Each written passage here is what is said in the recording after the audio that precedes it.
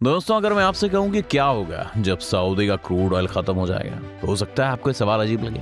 लेकिन आज भले ही भारत जैसे देश में जहां तेल की समस्या पर सरकार की बंदी बिगड़ती है, यहीं तेल की ये समस्या उन देशों के लिए ज्यादा परेशानी का सबब है जिनकी पूरी अर्थव्यवस्था ही क्रूड ऑयल पर डिपेंड करती है। यहाँ बात हो रही है सऊदी जैसे देश की, जिसके निर्यात का 70% हिस्सा तेल है। जरा सोचिए, अगर उस देश का तेल खत्म हो जाए या फिर उस देश के तेल का इस्तेमाल बंद हो जाए तो उसका क्या होगा। अगर आपको लगता है कि ये थोड़ी अजीब बात है कि सऊदी का तेल कैसे खत्म हो सकता है या फिर उसका इस्तेमाल कैसे बंद हो सकता है, तो आपको बता दें कि सऊदी के तेल के कुएं भले ही ना सूखे, लेकिन जिस तरह से प्रदूषण बढ़ रहा है और तेल की महंगाई का असर अर्थव्यवस्थाओं पर पड़ रहा है, उस हिसाब से तेल का इस्तेमाल जरूर कम हो सकता है। और आए दिन जिस तरह से दुनिया में रीन्यूएबल एनर्जी की ओर धकेला जा रहा है, उससे सऊदी जैसे देशों की हवा गुम है। अगर आप भी देखें तो आपको मिलेगा कि दुनिया में ऐसे कई देश हैं जो पूरी तरह से ईंधन वाले वाहनों का इस्तेमाल बंद कर चुके हैं। नॉर्वे जैसे देश, जिनके पास खुद का पेट्रोल है, वो भले ही उसे निर्यात कर दें, लेकिन खुद पूरी तरह से नेचुरल सोर्सेज पर डिपेंड करते हैं। यूके,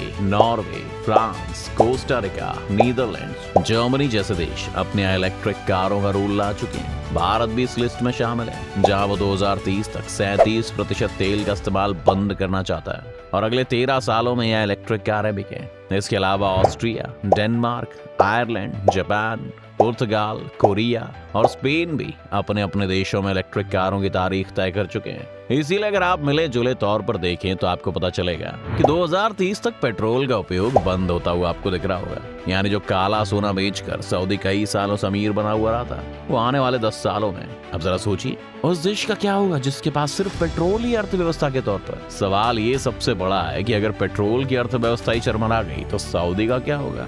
1930 के दशक में सऊदी में पेट्रोल के कुएं खोजे गए थे और उसके बाद से उस देश ने पलट कर नहीं देखा। पर कभी ना कभी तो ऐसा मौका आएगा जब तेल की कीमत कम हो जाएगी या फिर वो खत्म हो जाएगा, क्योंकि ये सब लिमिटेड रिसोर्सेज हैं। कुछ ऐसी हालत कुछ समय पहले दुबई की थी।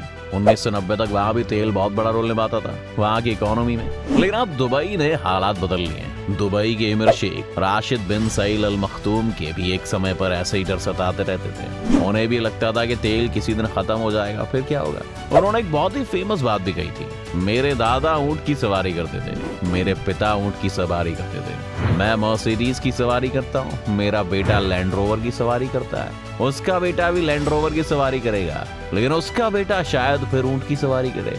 इस बात को अगर आप समझें तो आपको पता चल जाएगा कि एक तरह का संदेश था उन देशों के लिए जिनकी इकोनॉमी क्रूड ऑयल पर डिपेंड करती है। यही कारण था कि दुबई ने अपनी अर्थव्यवस्था को टूरिज्म और बाकी की चीजों जैसे क्रिकेट को होस्ट करने की शुरुआत की।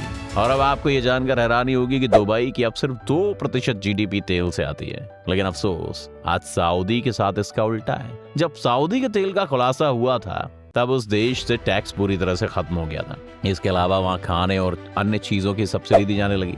वहाँ पर राज परिवार ने दुनिया भर में कई जगहों पर प्रॉपर्टीज खरीदी और सऊदी एक तरह से तेल की दुनिया का राजा बन गया। पर अब आगे क्या? ये 1938 नहीं है, 2022 का अंत है। और एक तरफ जहाँ तेल का सोर्स हमेशा सऊदी के पास नहीं रहने वाला है दोस्तों, वहीं दूसरी तरफ कई देश तेल का आयात कम करने पर लगे हुए हैं। ऐसे में सऊदी की अर्थव्यवस्था बिना तेल के कारोबार के पूरी तरह से चरमरा सकती है। पर सवाल यह है कि क्या सऊदी को ये नहीं दिखता? तो इसका जवाब है कि दिख रहा है और सऊदी इसके लिए बहुत कुछ कर भी रहा है। सऊदी के क्राउन प्रिंस मोहम्मद बिन सलमान ने देश के लिए विजन 2030 तैयार किया है, जिसमें सऊदी की अर्थव्यवस्था को बाकी की फील्ड्स में भी ग्रो करने की बात की गई है। जैसे कि सऊदी सरकार देश की सरकारी कंपनी अरामको का एक बड़ा हिस्सा बेचने की फिराक में है। ये अकेले 1 से 2 ट्रिलियन डॉलर्स की कमाई का मादा रखता है। ऐसा करने पर सरकार के पास बहुत ज्यादा बड़ा रिजर्व तैयार हो जाएगा, जो आर्थिक तौर पर सरकार की मदद करेगा और उसके फॉरेक्स रिजर्व को बराबर रखेगा।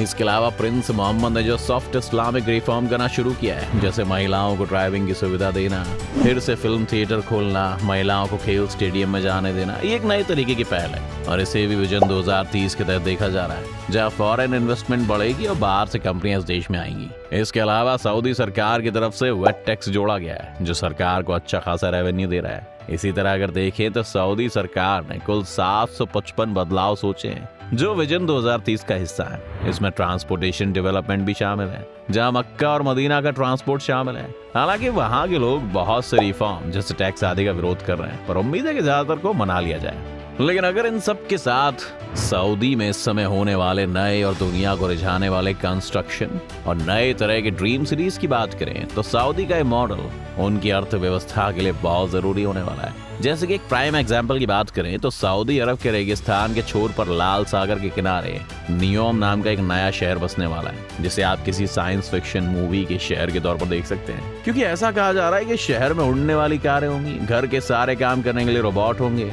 अंधेरे में चमकते समुद्र तट और रेगिस्तान से भरे शहर में अरबों की तादाद में पेड़ होंगे। एक तरह से देखें तो सऊदी अरब ने कारों और कार्बन से मुक्त शहर की कल्पना की है, जो रेगिस्तान में एक सीधी लाइन में 170 किलोमीटर लंबा बसा है। इस प्रोजेक्ट को आने वाले टाइम में आइडियल सिटी कहा जा रहा है, एक ऐसा शहर जहां धरती के पर्यावरण को नुकसान पहुंचाए बिना मानवता आगे बढ़ेगी।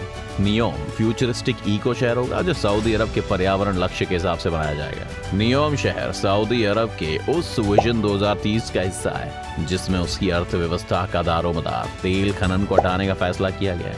ये $500 अरब का प्रोजेक्ट है। इस परियोजना का अनावरण सबसे पहली बार साल 2017 में किया गया था। अनावरण करते हुए क्राउन प्रिंस मोहम्मद बिन सलमान ने कहा कि देश के उत्तर पश्चिम में 170 किलोमीटर पर बनाए जाने वाले शहर कारों और सड़कों से फ्री होगा और यहाँ 0 कार्बन एमिशंस होगा। इस प्रोजेक्ट के तहत 10 लाख लोगों को वहां बसाने की योजना है। लेकिन क्या आप जानते हैं कि शहर के लिए और दुनिया भर में बेचने के लिए किस ईंधन का इस्तेमाल होगा?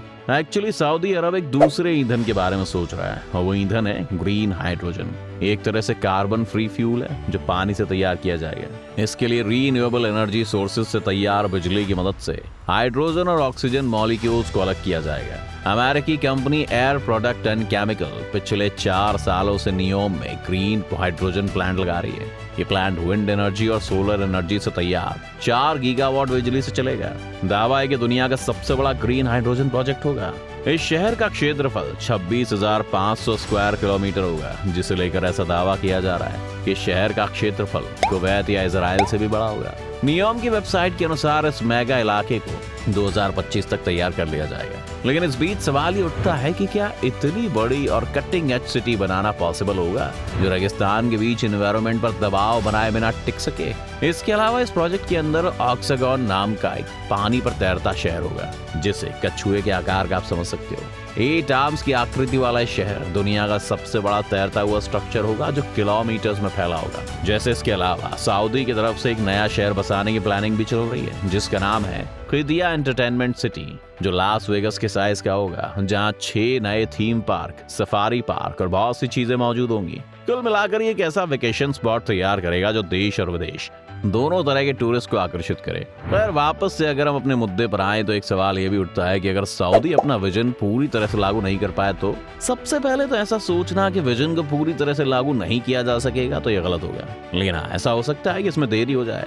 और अगर सऊदी की अर्थव्यवस्था तेल से नहीं हटती है तो वहाँ के लोगों के लिए बहुत बड़ा सिरदर्द बन सकता है। सऊदी को आज से 80 साल पहले कोई नहीं जानता था। सिर्फ 2 बड़े इस्लामिक तीर्थ होने के कारण उसका नाम बना और साथ ही साथ वहाँ के तेल के कुएं सऊदी को पूरी दुनिया पहचान दे पाए। सऊदी वापस से बंजारों और कबीलों में तब्दील होने लगेगा और अगर तेल की अर्थव्यवस्था टूटती है तो मक्का और मदीना के अलावा सऊदी के पास ज्यादा कुछ नहीं रह जाएगा। सऊदी के पास ना तो बेहतर स्कॉलर हैं और ना ही उस देश के पास अपनी तरफ आकर्षित करने के लिए कुछ ज्यादा साधन। और अगर विजन 2030 नहीं होता है तो जल्दी इस देश की अर्थव्यवस्था चरमराने लगेगी। अगर आपको क्या लगता है, क्या ये देश भविष्य में बिना क्रूड ऑयल की अपनी अर्थव्यवस्था बचा पाएंगे?